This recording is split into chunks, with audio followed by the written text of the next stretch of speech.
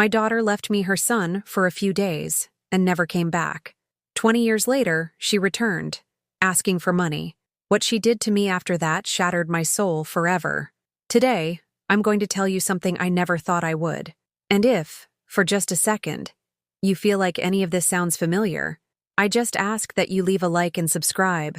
It will help me to keep unburdening myself. My name is Carmen Rodriguez.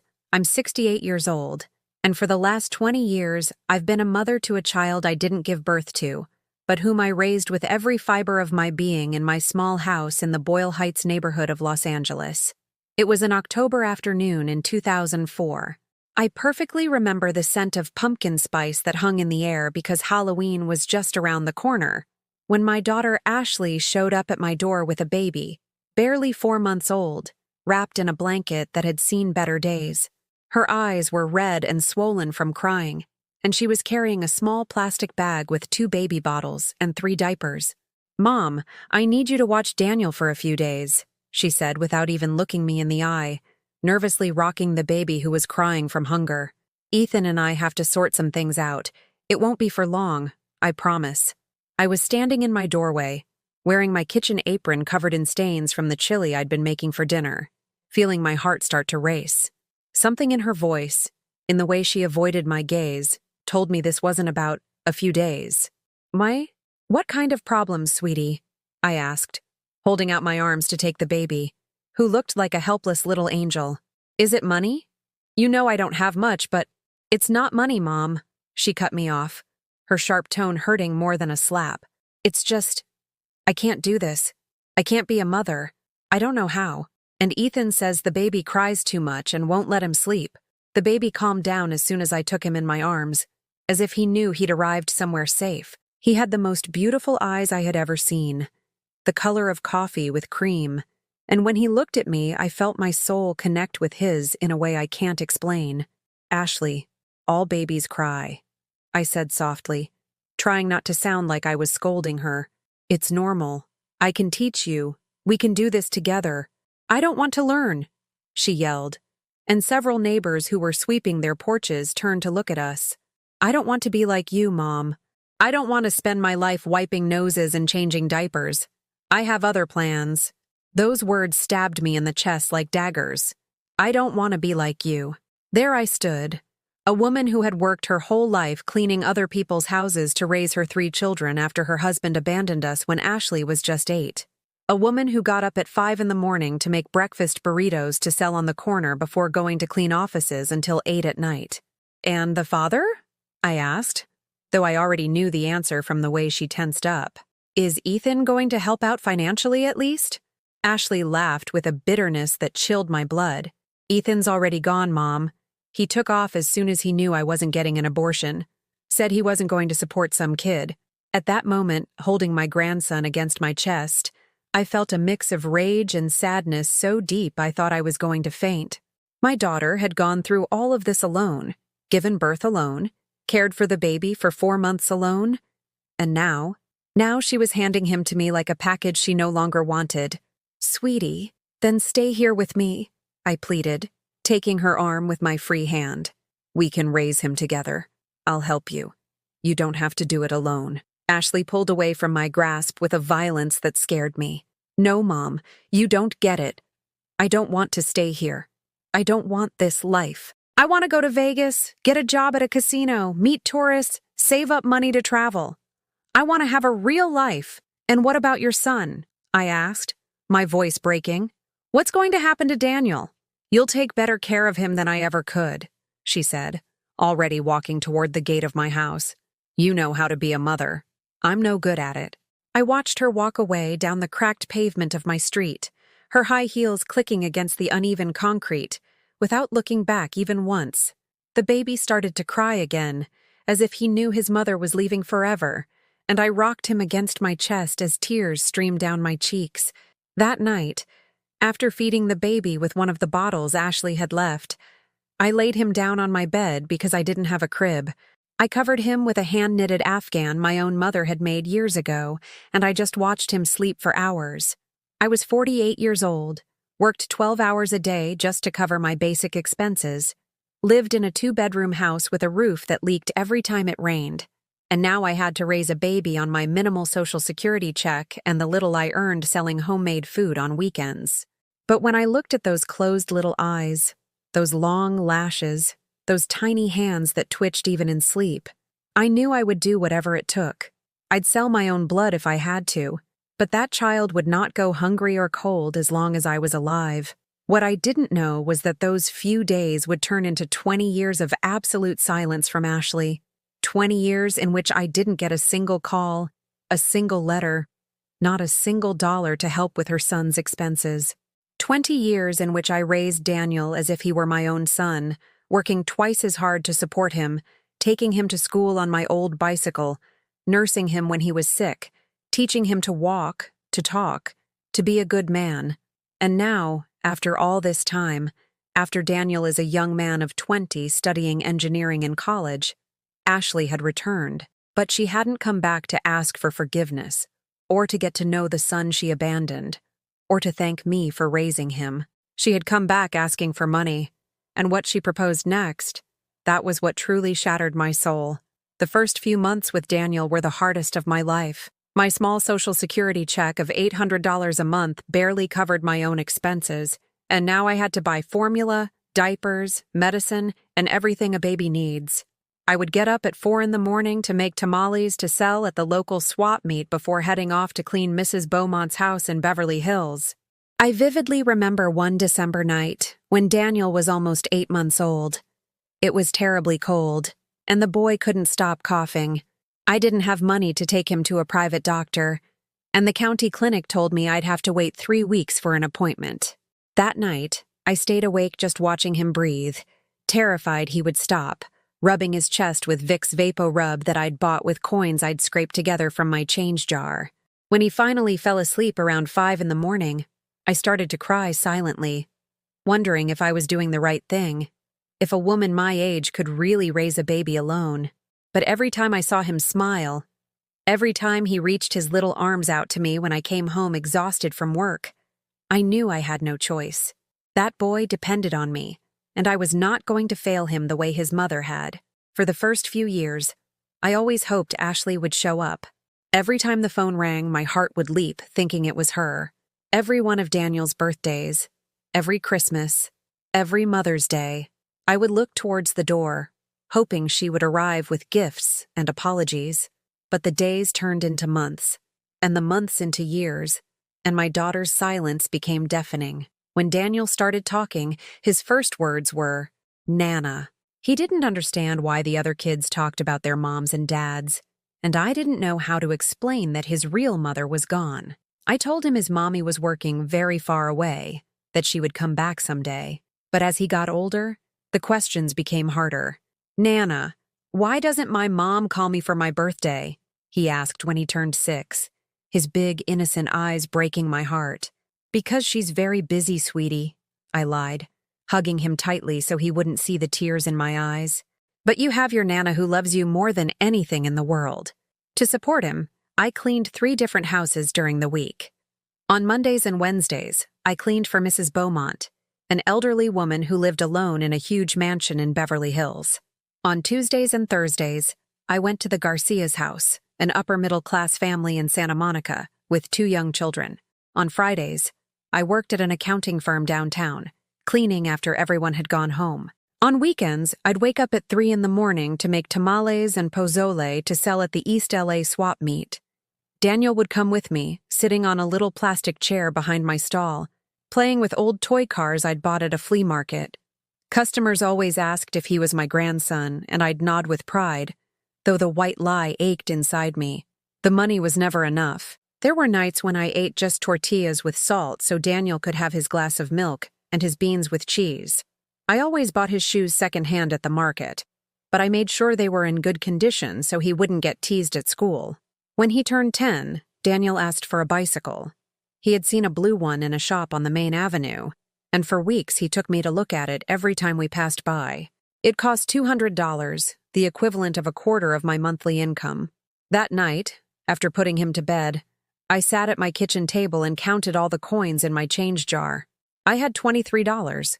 For 3 months, I worked extra hours, I did laundry and ironing for neighbors on Sundays. I sold the wedding ring I had kept since my husband left us, and I asked for advances at all the houses where I worked. On his birthday, when he saw the bicycle wrapped in newspaper in the living room, Daniel started to cry with happiness. "Nana, you're the best mom in the world!"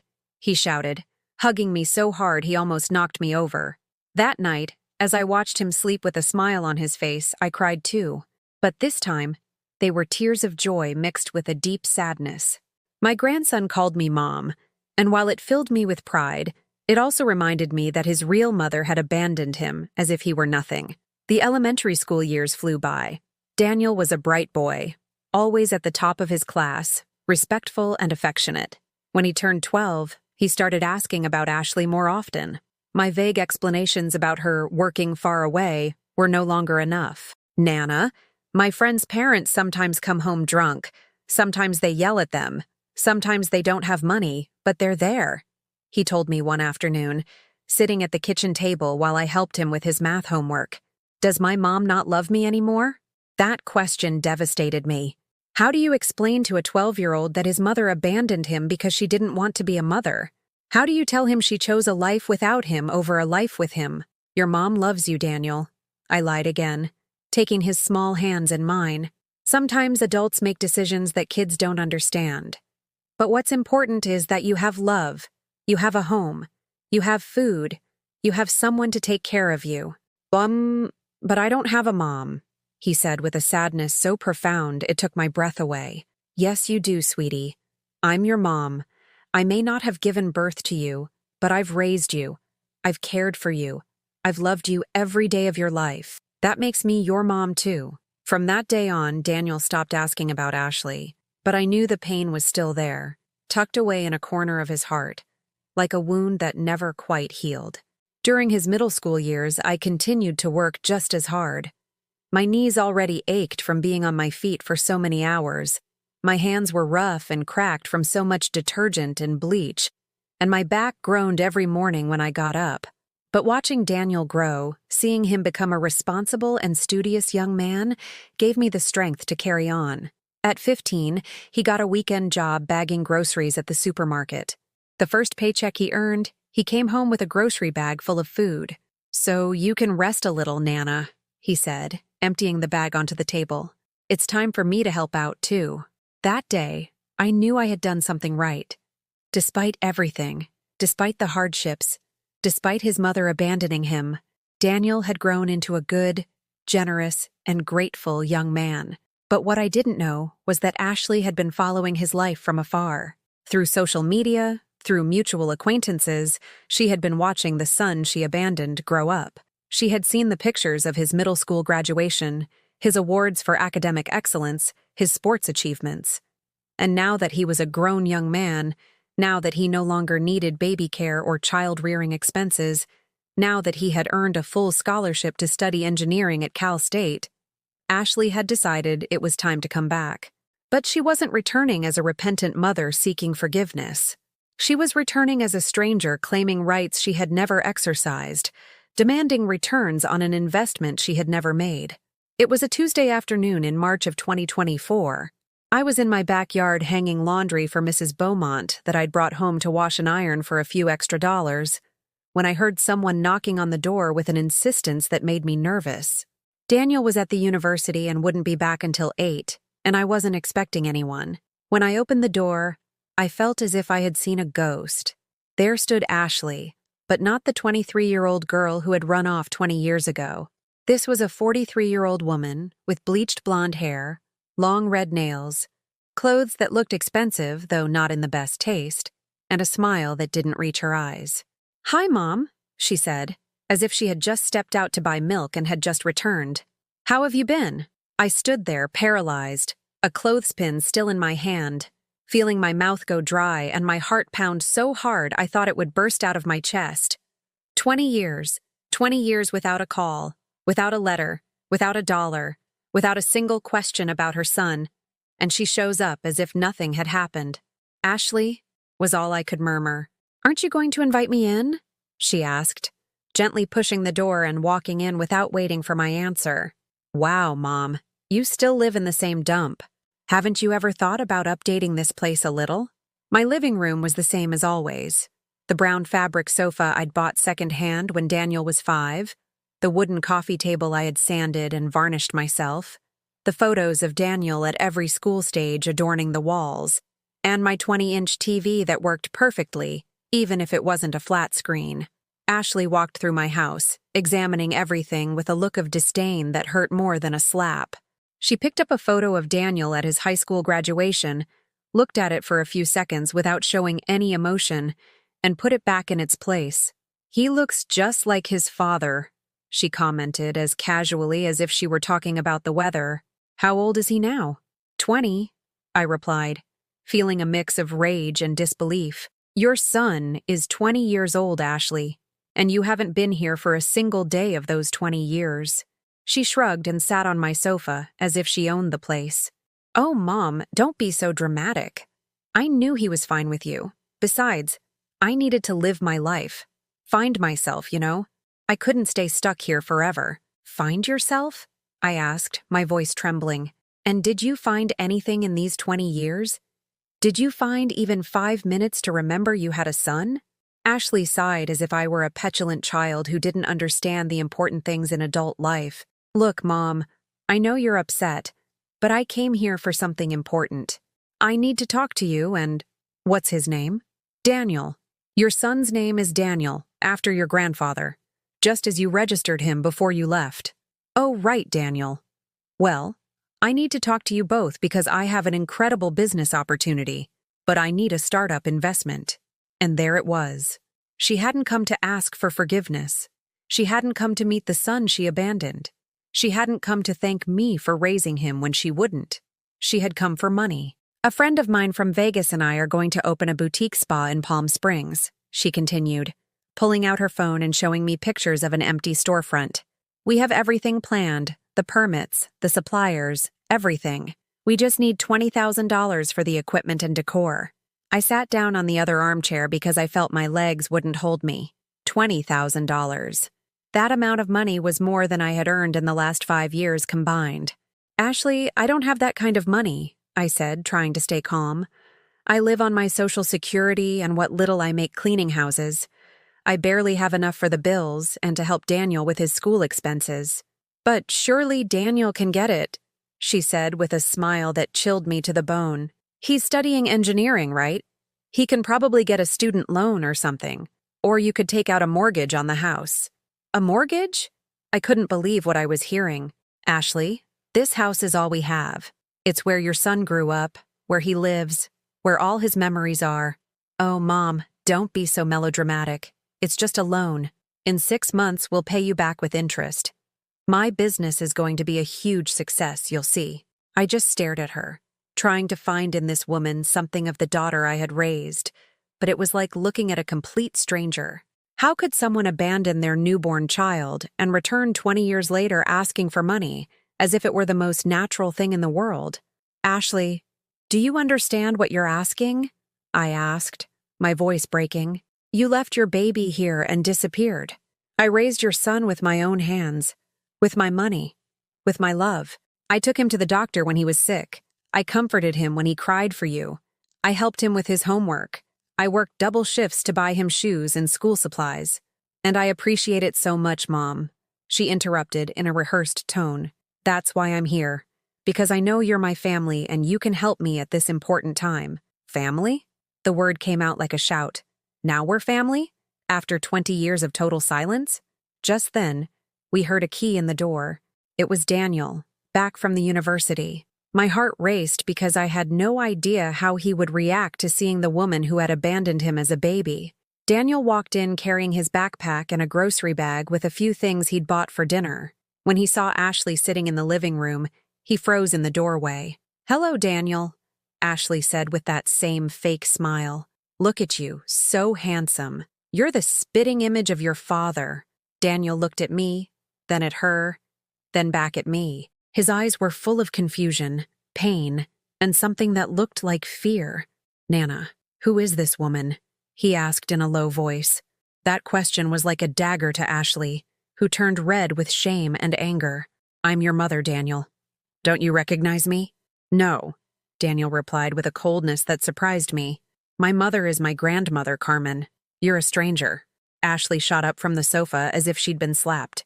I am your biological mother. I gave birth to you. I have rights over you. Rights are earned. Daniel shot back, putting his things on the table and moving closer to me. And you haven't earned anything but the right to be forgotten. I had never seen my grandson speak so harshly, but I had also never seen him so hurt.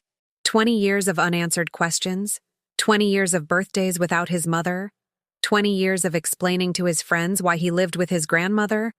All of it came out in those words. Ashley looked at both of us with an expression of pure hatred. Fine, she said, her voice venomous. I see you've made me out to be the villain in this story, but I didn't come here to beg for affection. I came for business. If you won't help me the easy way, I'll have to find other ways to get what I need. What do you mean by that? I asked, a terrible fear knotting in my stomach.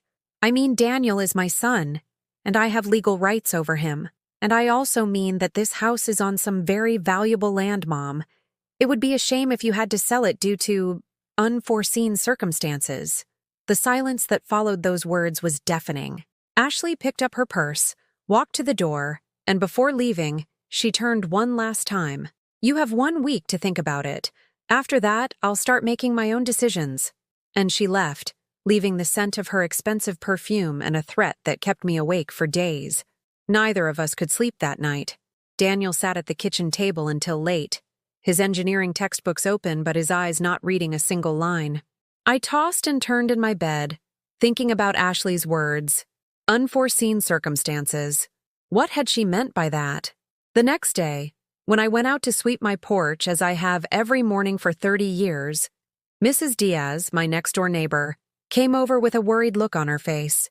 Carmen, I saw a very fancy woman arrive at your house yesterday, she said in a low voice, looking from side to side as if someone might be listening. Is everything all right? She looked, I don't know, like she wasn't from around here. That was my daughter, Ashley, I replied, a lump forming in my throat. The one who left when Daniel was a baby. Mrs. Diaz's face changed completely. She had witnessed all these years, seen how I raised Daniel alone, how I worked day and night to provide for him. And what did she want? She asked suspiciously. Money, I said simply, because I no longer had the strength to invent excuses or half-truths. Mrs. Diaz shook her head and placed her wrinkled hand on my shoulder. Be very careful, Carmen. People like that, who disappear for years and then come back asking for favors, they never bring anything good. As if it were a premonition, the calls started 2 days later, first to my landline, then to the cheap cell phone Daniel had given me for emergencies. Ashley called at all hours, in the middle of the night, while I was at work, when Daniel was in class. Always with the same speech. Mom, I just need you to listen. It's a safe investment. In 6 months, we'll be rolling in money, she'd say in that syrupy voice she used as a child when she wanted to convince me of something. Besides, Daniel is my son. I have a right to ask him for help. One morning, when I returned from the market with ingredients for the food I sold on weekends, I found Ashley sitting on my front steps as if she lived there. What are you doing here? I asked, carrying my grocery bags. Waiting for you. We need to talk seriously, Mom. My partner in Palm Springs is putting on the pressure. If we don't get the money this week, we lose the location. Ashley, I already told you I don't have that kind of money. Why don't you understand? Because I know you do, she said with a smile that gave me chills. I went to the county recorder's office yesterday. This house is worth a lot more than you think. With a mortgage, you could easily get $50,000. I felt as if ice-cold water had been poured down my back. She had gone to the recorder's office. She had been researching my property like a potential buyer. This house is not for sale, I said firmly. I didn't say sell it, Mom. I said mortgage it. It's different. You keep living here, but you borrow the money I need. And what if I can't pay the mortgage? What if I lose the house? Ashley shrugged with a coldness that terrified me. That's why you have to trust that my business will work. Besides, you're getting old. Why do you need such a big house? With the profits from the business, you could buy yourself a cozier little condo. Just then, Daniel arrived from the university. When he saw Ashley, his face hardened. "What is she doing here again?" he asked, not addressing Ashley directly. "Hello, son. I came to talk to you too," Ashley said, getting up from the steps. "You're a college student. You're smart. You probably understand investments and business opportunities better than your grandmother." Daniel dropped his backpack on the ground and looked at her with an expression I had never seen before. "The only thing I understand is that you abandoned a baby, and now you're back 20 years later asking for money, and it wouldn't be very smart of me to give you a single penny." "I'm your mother," Ashley yelled, losing for the first time that fake composure she had maintained. "You have obligations to me." "Obligations?" Daniel laughed with a bitterness that pained me. "Where were your obligations when I had a fever and my grandmother stayed up all night taking care of me? Where were they when I needed new shoes for school and she worked double shifts to buy them for me? Where were you at my graduations, on my birthdays? When I asked why all the other kids had a mom except me?" Ashley was silent for a moment, but then her expression shifted to something more dangerous. "All right, Daniel. I see your grandmother has brainwashed you against me. But let me tell you something. Legally, I am your mother, and that means I still have parental rights." "What are you saying?" Daniel asked, his voice trembling. "I'm saying I can make your life very difficult. I can interfere with your financial aid. I can petition the court for all sorts of things, because I am your legal parent, even if I wasn't present." The silence that followed was deafening. I felt like I had been struck by lightning. "That's not true," I managed to say, my voice breaking. "Of course it is, Mom. I never gave up my parental rights. And Daniel was never legally adopted by you. That means I'm still his legal mother, with all the rights that come with it." That night, after Ashley left with her horrible threat, Daniel and I sat at the kitchen table drinking chamomile tea I had made to calm our nerves. "Nana, is what she said true?" he asked, his eyes full of tears. "Can she really mess with my college funding?" "I don't know, sweetie," I confessed, because I had never thought about all those legal details. "When your mom left, I was only worried about raising you and taking care of you. I never thought about paperwork or legal procedures. But I don't want to go with her, Nana. This is my home. You are my family, my career, my friends, my life is here. And you're going to stay here," I said, taking his hands in mine. "I won't let her take you after 20 years. We'll get legal help. There has to be something we can do." The next day, very early, I went to the Legal Aid Foundation office. A young lawyer named Patricia, a very kind woman, saw me. She listened patiently as I told her the whole story. "Mrs. Rodriguez," she said, after looking through some law books, "unfortunately, Ashley is partially correct.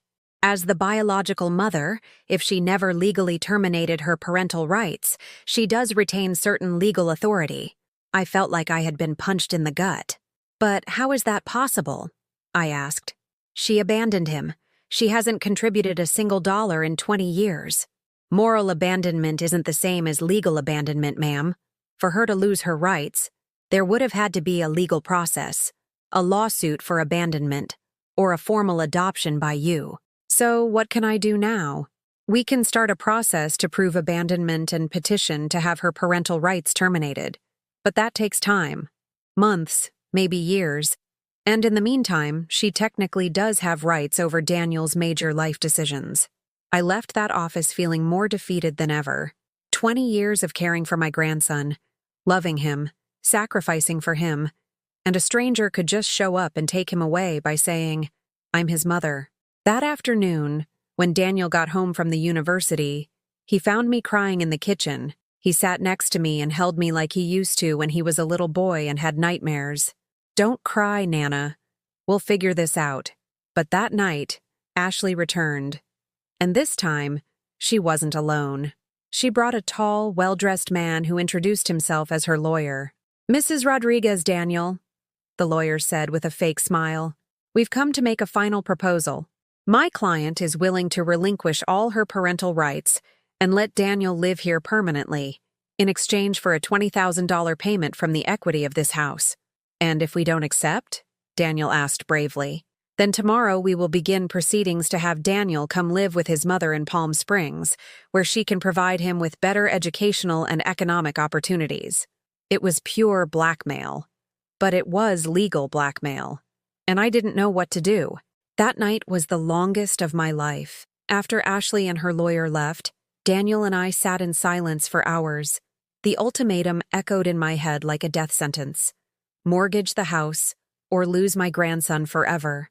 Nana, I'm not going with her, Daniel finally said, breaking the silence. I don't care what the law says. This is my home. You are my family. But sweetie, if she has the legal rights, then we'll fight. We'll find a way to prove she abandoned me. There has to be something we can do.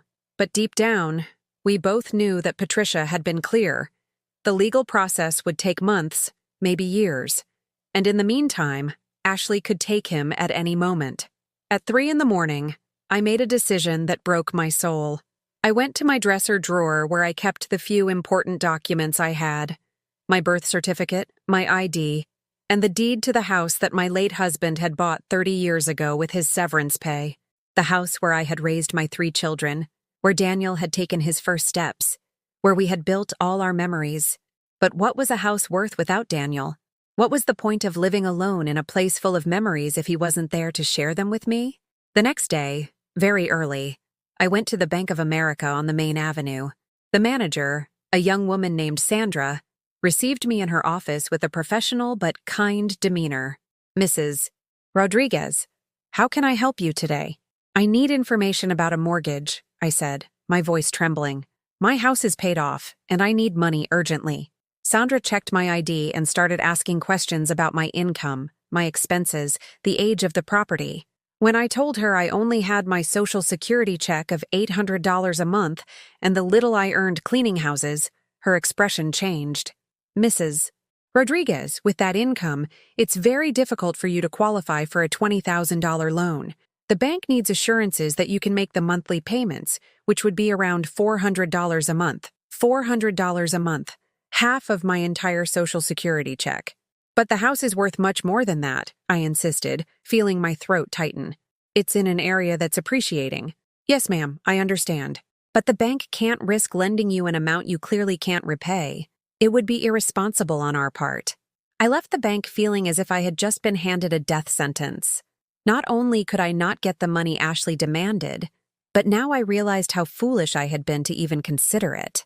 How was I going to pay $400 a month on my meager income? When I got home, I found Ashley waiting for me on my porch again. This time she had a small suitcase, as if she planned to stay. Hi, Mom. Did you go to the bank? Yes, I did, I replied curtly. And I can't get the money. My income isn't enough to qualify for a loan that size. Ashley smiled in a way that chilled my blood. Oh, Mom, what a shame. But don't worry. I've already thought of an alternative solution. What? You can sell the house. With what this lot is worth, you could easily get $300,000. You give me the 20 I need, and with the rest, you can buy yourself a smaller, more comfortable condo for a person your age. I stared at her, unable to believe what I was hearing. She didn't just want me to risk my house. Now she wanted me to sell it entirely. Ashley, this house is my life's work. It's all I have. It's the inheritance I'm going to leave to you kids. To us? She laughed with a cruelty that took my breath away. Mom, look at yourself. You're 68. Daniel is going to make his own life when he graduates, get a job, get married, have his own kids. Do you think he's going to want to live here forever, taking care of you? Every word was a stab, but the worst part was that a part of me knew she might be right. Maybe Daniel would one day want his own life, and I would be left alone in this big house, a burden to him. Besides, Ashley continued, if you don't cooperate, I'm taking Daniel to Palm Springs tomorrow. He can finish his degree at a private university there, with better opportunities, a better future. Don't you want what's best for your grandson? That afternoon, when Daniel got home from the university, he found me sitting at the kitchen table with all the house papers spread out in front of me. Nana? What's all this? Sweetie, we need to talk, I said, my voice cracking. Your mother is right about one thing. Maybe it's time for you to think about your future, about what's really best for you. Daniel sat across from me with an alarmed expression. What are you talking about? That maybe she can offer you things I can't.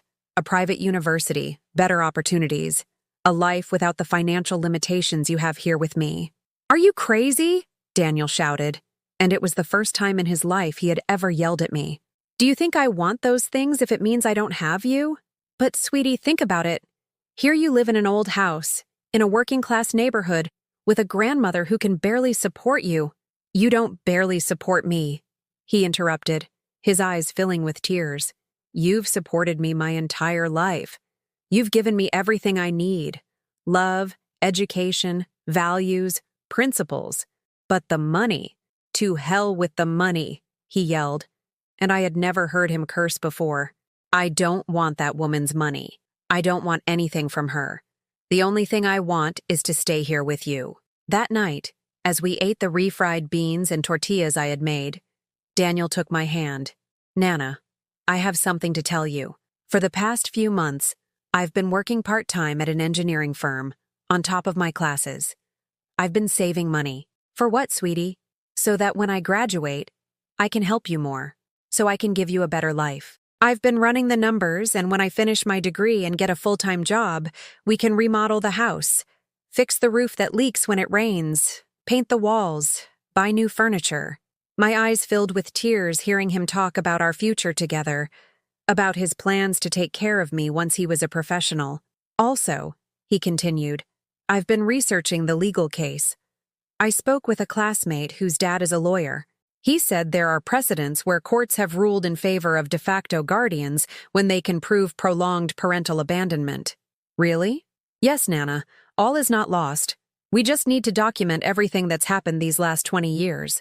Your medical receipts when you took me to the doctor. My report cards where you're always listed as my guardian. Testimonies from neighbors and teachers who can confirm that you're the one who raised me. For the first time in days, I felt a small flicker of hope. But that hope was extinguished the next morning when Ashley arrived with two people who identified themselves as social workers from DCFS.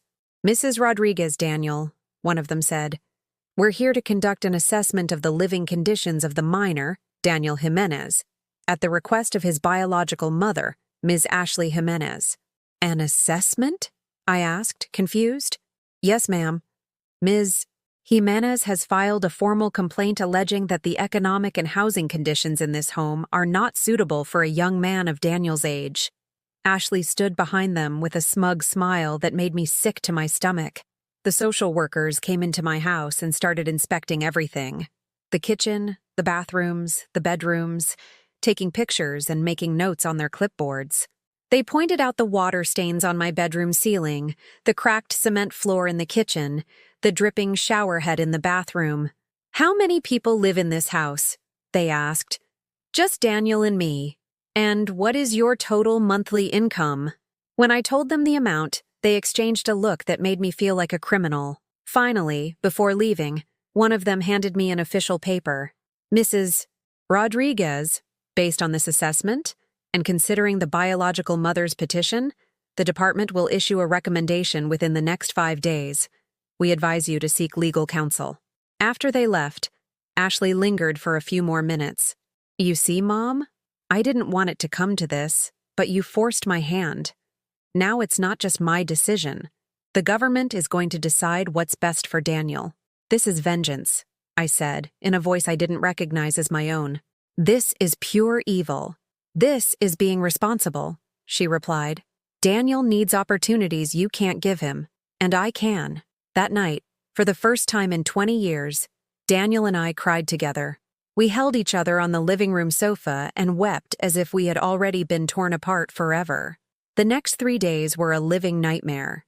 Every time the phone rang, every time someone knocked on the door, my heart stopped, thinking it was the decision from DCFS.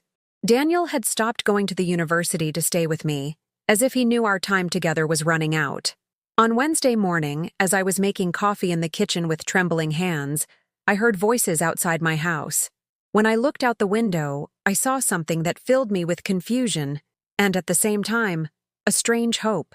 A group of people was standing on my sidewalk. I recognized Mrs. Diaz, Mr. Roberto from the auto shop on the corner, Ms.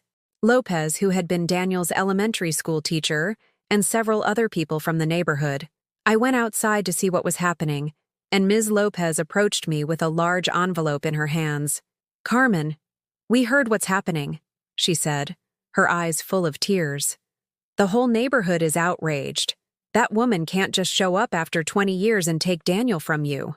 But Ms. Lopez, the law is one thing, but justice is another, Mr. Roberto interrupted. And we're going to help you fight. The envelope Ms. Lopez was holding contained something that left me speechless. Letters. Dozens of letters written by neighbors, shopkeepers, teachers, doctors from the community health center, all addressed to DCFS, testifying about the kind of mother I had been to Daniel for 20 years. Look, Carmen, Mrs. Diaz said, reading from one of the letters. Dr. Martinez from the health center wrote this. For the 20 years I have known Daniel Jimenez, he has always been accompanied to medical appointments by his grandmother, Carmen, who has proven to be a responsible, loving, and dedicated caregiver. Never in all these years have I seen his biological mother accompany him or inquire about his health. Tears of gratitude streamed down my cheeks as I listened to letter after letter. His middle school math teacher wrote about how Daniel always spoke of his grandmother with love and respect. The high school soccer coach recounted how I never missed a game, how I always brought oranges and water for the whole team. Even the man from the corner store had written about how Daniel and I had gone grocery shopping together every Saturday since he was a little boy. That's not all, Ms. Lopez said. We also collected signatures. More than 200 people in the neighborhood signed a petition asking that they not separate you from Daniel. That afternoon, Ashley arrived, as she had been doing every day. But this time, when she got out of her taxi, she was met with something she didn't expect. A human wall. The neighbors were standing in front of my house, blocking her path. What is this? She asked in that haughty voice I was so sick of. This is what happens when a real mother is loved by her community, Mr. Roberto answered. When a woman earns respect through 20 years of sacrifice and love, I'm the biological mother. I have rights, Ashley insisted, trying to push through. The only rights you have, Mrs. Diaz shouted, are the ones a piece of paper gives you. But Carmen earned the right to be a mother with love, with sacrifice, with her presence. For the first time since she had returned, I saw fear in Ashley's eyes. She hadn't counted on the community uniting to defend me. Later that afternoon, Daniel came home with news that filled me with hope. He had gone to see the lawyer his friend had recommended, an older man named Mr. Hernandez, who had agreed to take our case pro bono. Nana, Mr. Hernandez says we have a real chance of winning, Daniel told me, his eyes shining with excitement. He says that 20 years of parental abandonment, especially when there's evidence that I'm well cared for and happy here, can be grounds enough for a judge to rule in our favor. Really, sweetie? Yes, Nana. And the letters from the neighbors are going to be very important. He also wants us to get my medical records from all these years, my report cards, any document that proves you've been my primary caregiver. That night, we worked together organizing all the documentation. We found medical receipts from when he was a baby, all with my name as the responsible party, report cards from kindergarten through high school, where I was always listed as the guardian, photographs of birthdays, graduations, school festivals, plays, sports competitions, 20 years of visual evidence of a shared life. The next day, the recommendation from DCFS arrived. With trembling hands, I opened the official envelope while Daniel held my other hand. The document was technical and cold, but the message was devastating. Following the assessment conducted, this department finds that the socioeconomic conditions of the home of Mrs. Carmen Rodriguez are not optimal for the comprehensive development of the minor, Daniel Jimenez. It is recommended that the biological mother's petition for custody of the minor be considered. I felt as if my heart had been ripped from my chest. All my love, all my sacrifices, a lifetime of dedication had been reduced to not optimal socioeconomic conditions. No, Nana, Daniel said, taking the paper from my hands. This isn't over. We're going to appeal. We're going to fight this to the end. But I felt defeated. How could I fight against a system that valued money more than love? How could I compete with a woman who had financial resources while I barely had enough to eat? That same afternoon, Ashley arrived with a triumphant smirk. You saw the report, Mom. The government itself admits you can't give Daniel what he needs. I've given him everything he needs, I replied with what little strength I had left. I've given him love. Love doesn't pay for private universities. Love doesn't buy designer clothes. Love doesn't secure a prosperous future. At that moment, Daniel came out of the house carrying a suitcase I hadn't seen before. "What are you doing, sweetie?" I asked, alarmed. "I'm leaving, Nana," he said with a determination that frightened me. "But not with her." "What do you mean you're leaving?" "I'm leaving the country. My classmate got me information on scholarships for American students at universities in Spain. I can finish my degree there and then look for a job in Europe." Ashley turned pale. "You can't do that. You're under 21. You need a parent's permission." "I need my mother's permission," Daniel replied, looking her straight in the eye. "And my mother is Carmen Rodriguez. She will authorize it. I am your biological mother, and I'll get legally emancipated. At 20, in this state, I can petition for emancipation, and when I'm legally independent, I'm going to sue you for child abandonment, and I'm going to change my last name." The silence that followed was deafening. For the first time, Ashley looked desperate. "Wait, Daniel. It doesn't have to come to this. We can negotiate." "There's nothing to negotiate with you," Daniel replied. "Either you leave me alone forever, or I leave the country and you lose any chance of controlling me." Ashley looked at both of us with an expression of hatred and frustration. "This isn't over," she muttered before leaving. That night at dinner, I asked Daniel if he was really prepared to leave the country. "Nana, I would do anything to protect the life I have with you, but I hope it doesn't come to that. Mr. Hernandez says that with all the letters from the neighbors and the documents we've gathered, we have a real shot at winning the case. And if we don't win, then we'll both go. You can apply for a family reunification visa if I get a student residency permit in Spain." The thought of leaving the United States, of leaving my home, my neighborhood, everything I knew, terrified me. But the thought of losing Daniel terrified me more. The next day, a court summons arrived. The case was to be decided in family court in 3 weeks. 20 years of motherhood would be settled in a single hearing. My future and Daniel's depended on a judge understanding that love is worth more than money, that presence is worth more than privilege, that a mother isn't the one who gives birth, but the one who raises. And I didn't know if the American justice system was ready to understand that. The 3 weeks that followed the court summons were the most intense of my life. Mr. Hernandez came to my house almost every day to prepare our case. He was a man in his 60s with graying temples and a gentle way of speaking that calmed me. He had lost his own mother when he was young, he told me, and that's why he understood the value of a maternal figure who isn't necessarily biological. "Mrs. Rodriguez," he said one afternoon as we reviewed documents, "this case isn't just about you and Daniel.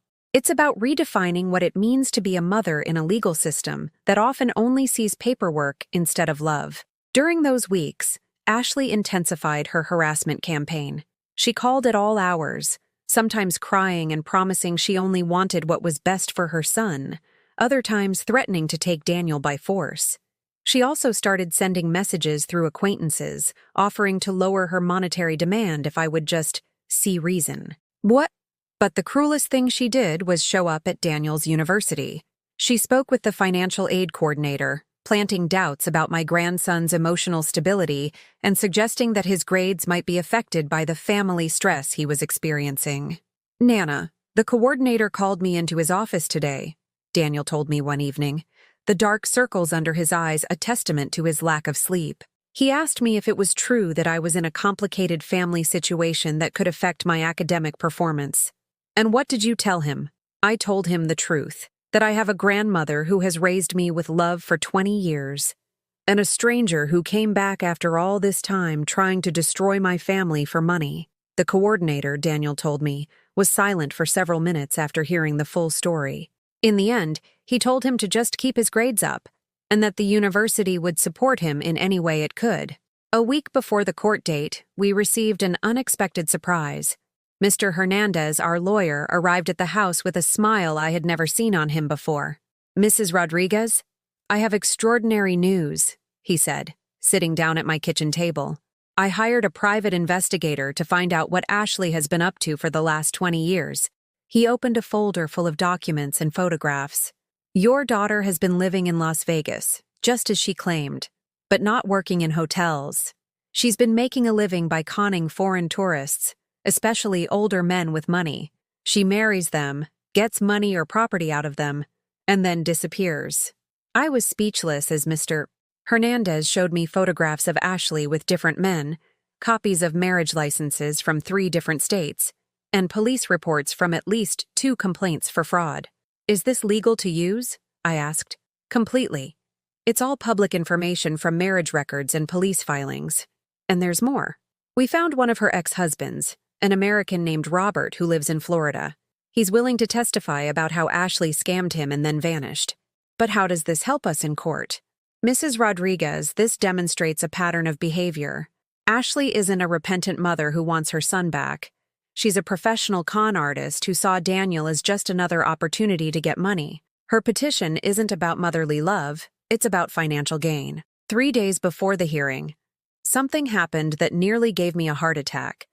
I came home from cleaning Mrs. Beaumont's house to find my front door pried open. Someone had broken in.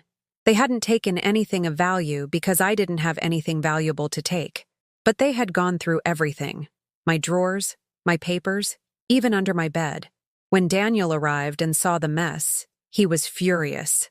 "It was her," he said, clenching his fists. "She was looking for something she could use against us. We called the police, but the officer who came took the report with little interest. No witnesses and nothing stolen. There's not much we can do," he told us. That night, as we were cleaning up the mess, I found something that chilled my blood. On my bookshelf was an envelope that wasn't mine.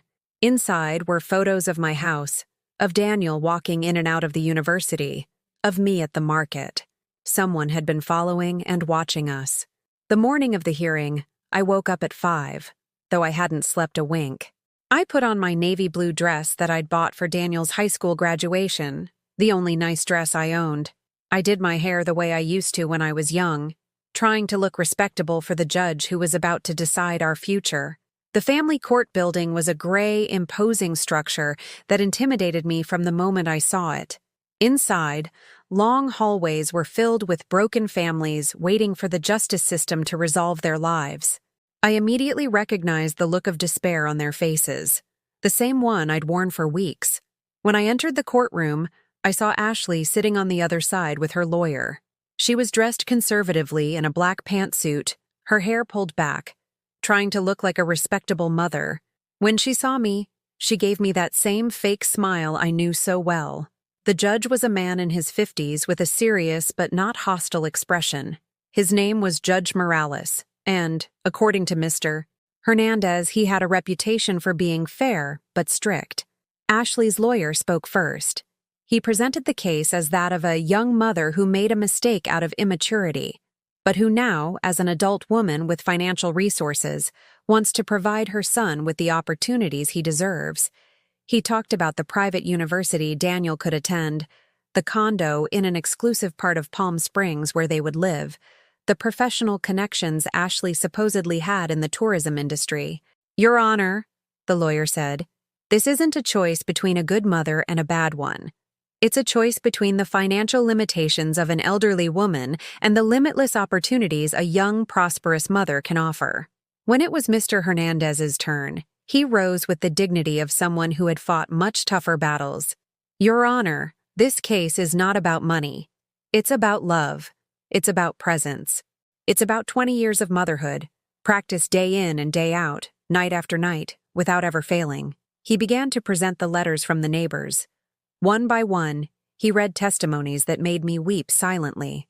Ms. Lopez, the teacher, had written, "In 20 years as an educator, I have never seen a more dedicated grandmother than Carmen Rodriguez.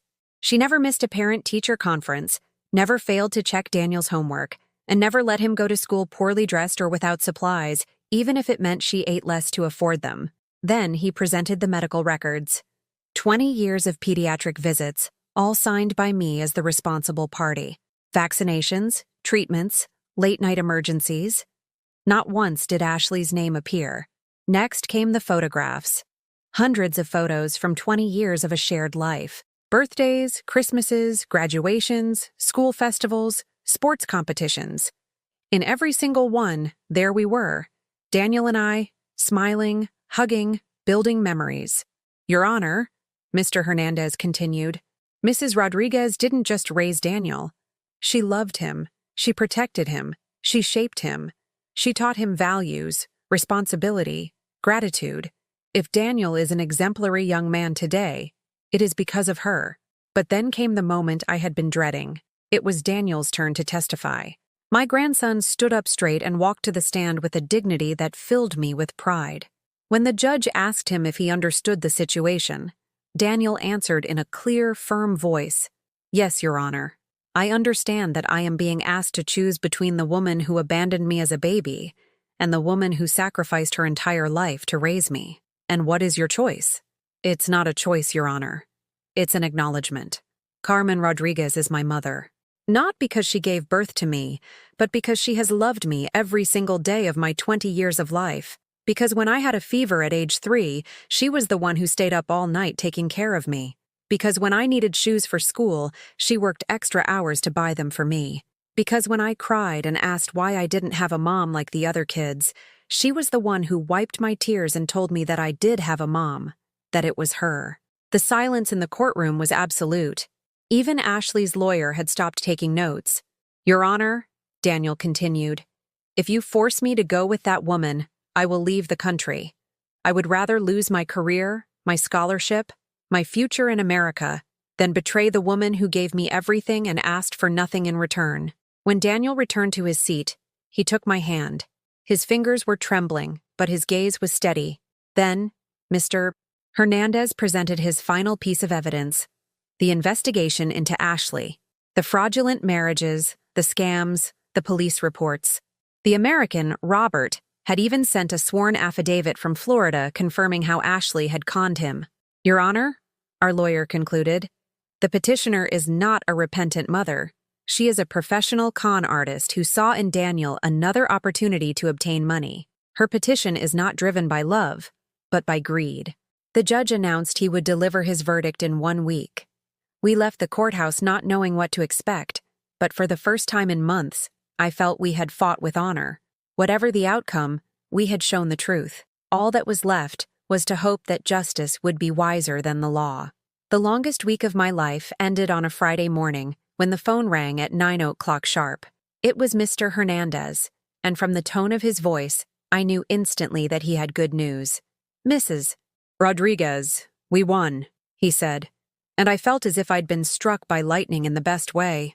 The judge ruled completely in our favor. Not only did he confirm your guardianship of Daniel, but he also issued a restraining order against Ashley. She cannot approach you or contact you by any means for the next 5 years. I sank into a kitchen chair because my legs wouldn't hold me. 20 years of being a mother, 20 years of sacrifice, 20 years of unconditional love had finally been recognized by the justice system. What exactly did the judge say? I asked, my voice choked with emotion. He said that motherhood is not defined by biological ties, but by sustained acts of love over time. That you proved to be Daniel's mother in every way that truly matters. Presence, care, sacrifice, and unconditional love. When Daniel came home from the university that afternoon and I gave him the news, he began to cry in a way I hadn't seen since he was a little boy. We hugged in the middle of the living room, both of us weeping with happiness and relief, knowing we could finally breathe again. Nana, they're never going to separate us again, he whispered in my ear. I'll never have to worry about losing you again. That night, I made his favorite dinner, mole with chicken and red rice, just like I did for his birthdays when he was little. We ate in silence, but it was a different kind of silence than we'd had in recent weeks. It was the silence of peace, of tranquility, of knowing our family was safe. The days that followed were like waking up from a very long nightmare. For the first time in months, I could sleep through the night. For the first time in months, Daniel returned to his normal routines, laughing with his friends, concentrating on his studies, making plans for the future. But the real transformation began 3 months after the trial, when Daniel came home with news that would change our lives forever. Nana, do you remember that engineering project I'm developing for my senior thesis? He asked one afternoon, his eyes shining with excitement. Yes, sweetie, the one about solar power for rural communities.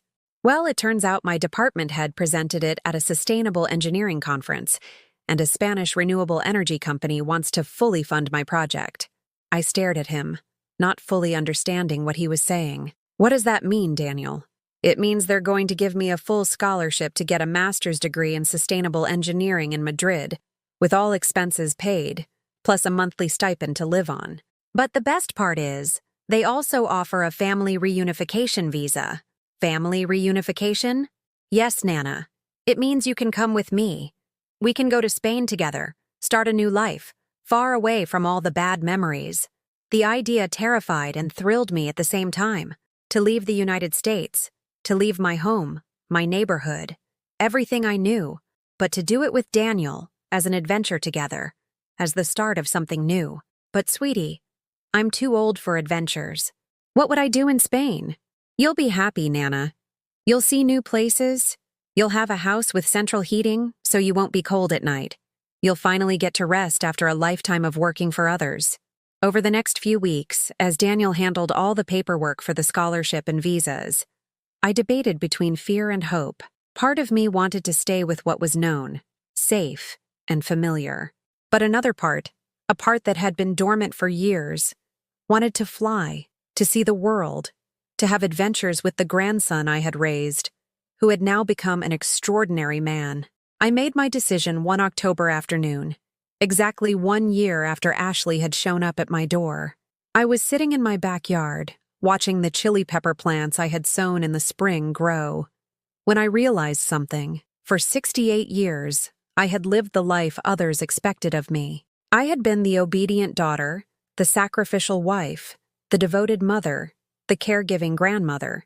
I had defined my worth by what I could give to others, not by what I could be for myself. But Daniel had taught me something during these months of struggle, that I had worth on my own, that I deserved to be happy, that I deserved adventures and dreams, even at my age.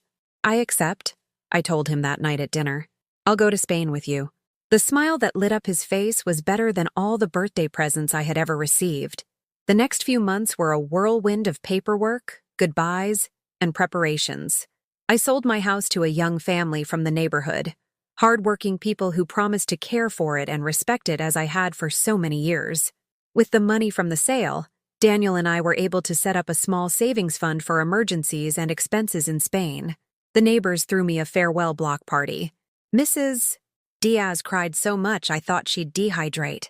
Mr. Roberto gave me a small multi-tool, so you can fix whatever breaks in your new house in Spain. Ms. Lopez gave me a photo album with all the neighborhood memories from the last 20 years. Carmen, you taught us that true love has no limits, she said during the party.